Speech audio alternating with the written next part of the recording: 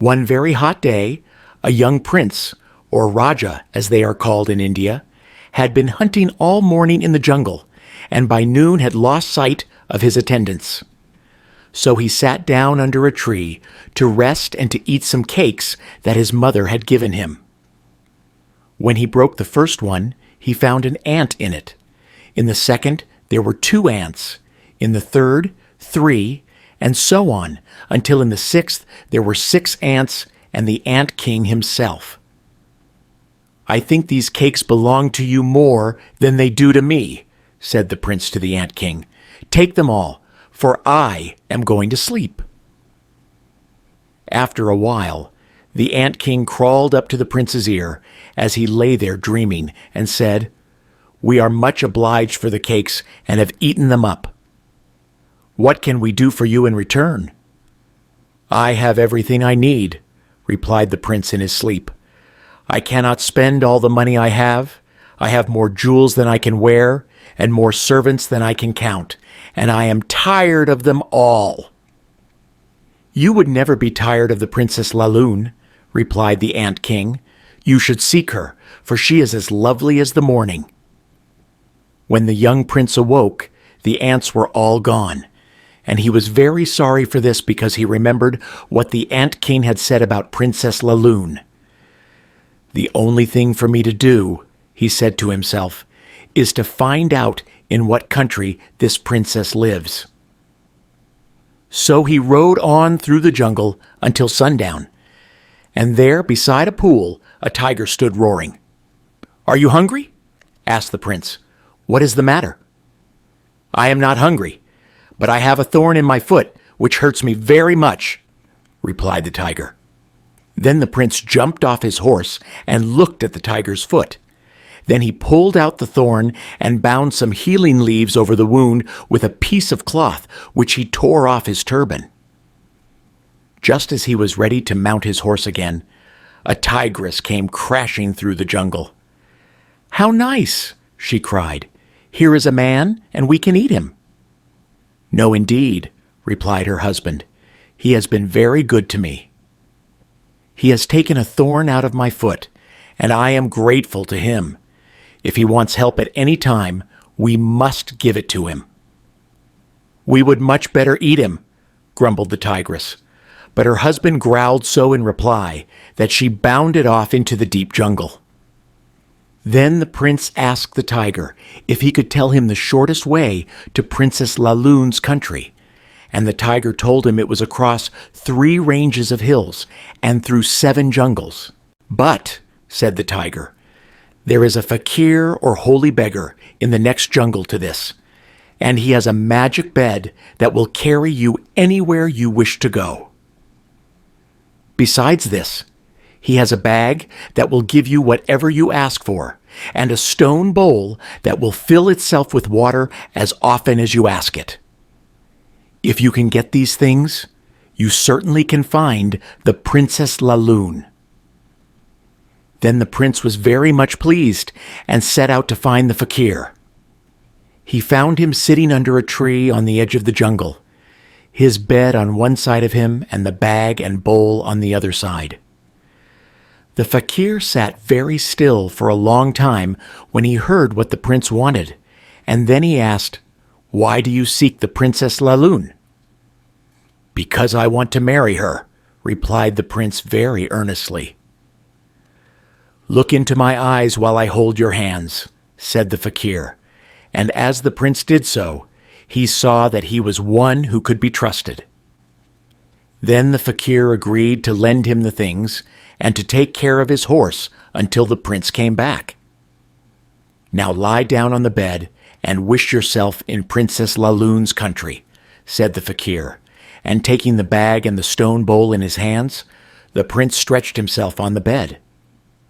Then the prince said, "Take me to Princess Laloon's country," and no sooner had he spoken than off he went, over the 7 jungles and over the 3 ranges of hills, and in less than a minute he was set down within the borders of the kingdom where the Princess Laloon lived. The name of the princess's father was Afzal, and he was the king or Raja of that country.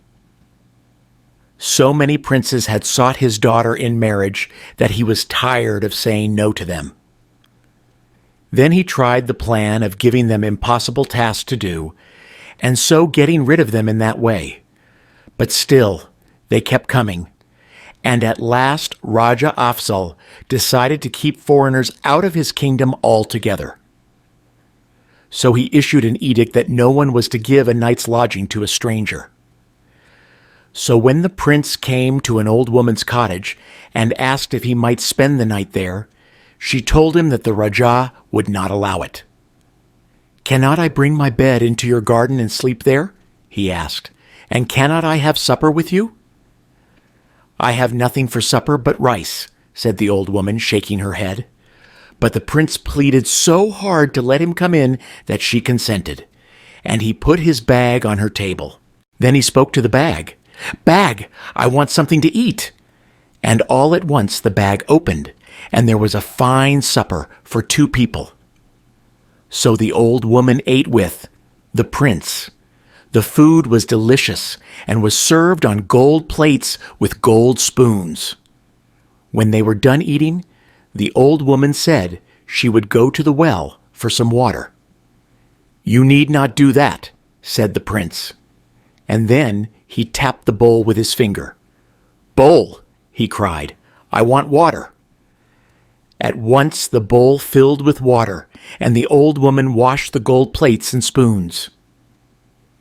"If you will let me stay with you a little while," said the prince, "you may have the plates and spoons for your own." Then he ordered the bowl to fill with water again and washed his hands in it. Then the prince said, "My bowl gives me all the water I want, and my bag gives me everything else I ask for. They belong to a holy fakir, and he might be angry if you turned his things out of the house tonight." The old woman sat very quietly for a long time, and then she said, "The anger of a Raja is something to be dreaded, but that of a fakir might be far worse." "Did you count them?" asked the prince. "There are 12 gold plates and 12 gold spoons." The old woman nodded and put them away under her bed. "You may stay," she said, "but be careful that the Raja's soldiers do not catch you." By this time it was night, and the prince and the old woman sat in darkness, for there was no lamp in the house. "The Raja does not allow lamps to be used," she said. "His daughter, the Princess Laloon, sits on the roof of her palace at night and shines so that she lights up the whole country." Just then a beautiful silver radiance filled the room, and when the prince stepped outside, he saw that the princess was sitting on the roof of her palace. Her sari or dress was of silver gauze, and her dark hair floated almost to her feet. She wore a band of diamonds and pearls across her head, and the light that came from her was as beautiful as that of the sun and the moon and the stars together. "The Ant Raja was right," said the prince. "Her beauty turns darkness into light and night into day. I should never be weary of the Princess Laloon." At midnight, the princess came down from her roof and went to her room. Then the prince sat down on his bed with his bag in his hand. "Bed," said he, "take me to the princess's palace." So the bed took him where she lay fast asleep. Then he shook the bag. "Bag," he said, "I want a lovely shawl, embroidered in red and blue and gold." The bag gave it to him, and he spread it gently over the princess. Then the bed carried him back to the old woman's cottage. The bag gave the prince and the old woman breakfast and dinner and supper the next day. And when night came, the princess again sat on the roof. This time her sari was of white silk covered with diamond butterflies, and she shone more gloriously than before. At midnight, the princess went to her room again, and then the prince told his bed to take him again to the palace. He said to his bag, "Bag, I want a very beautiful ring." The bag gave him a ring set with rubies, which he slipped on the princess's hand as she lay asleep. And then, when she woke, the prince told her who he was. When the princess saw what a noble, handsome young man he was, and heard that he was the son of a great Raja, and that he was the one who had brought her the magnificent shawl, the night before she fell in love with him and said she would tell her father and mother that she wanted him for her husband. Then the prince went back to the old woman's cottage. The Raja Afzal, Princess Lalun's father, sent for the prince the next day and told him he might marry the princess because she wished it. "But first," said he, "you must do this for me. Here are 80 pounds of mustard seed, and you must crush the oil out of them in one day." "It is impossible," said the prince as he went away from the palace. "How can I do it?" And when the old woman heard of it, she said, "It is quite impossible. Only an army of ants could do it." Then the prince thought of the Ant Raja, and at the very minute he thought of him, the Ant Raja and all his ants crept under the door and into the room. "If I do not crush all the oil out of this mustard seed before tomorrow morning, I cannot marry the Princess Lalun," the prince said, showing the bag to the Ant Raja. "We will attend to it for you," replied the Ant Raja. "Go to sleep and leave it to us."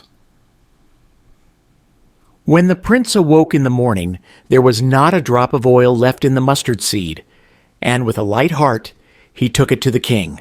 "That is very good indeed," said Raja Afzal. "But I have something else for you to do. One day when I was out in the hills, I caught 2 demons, and I have them here shut up in a cage. I want them killed, because they may break out someday and harm my people. You may marry Princess Lalun if you can kill them."